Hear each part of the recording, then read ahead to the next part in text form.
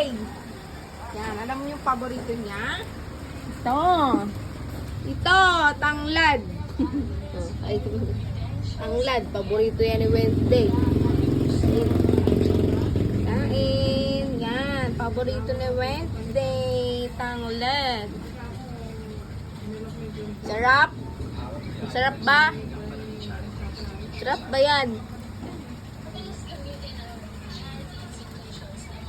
Yan, laging hinahanap sa rep. Laging hinahanap sa rep, tanglad. Anong meron sa tanglad? Anong meron sa tanglad? Anong meron sa tanglad?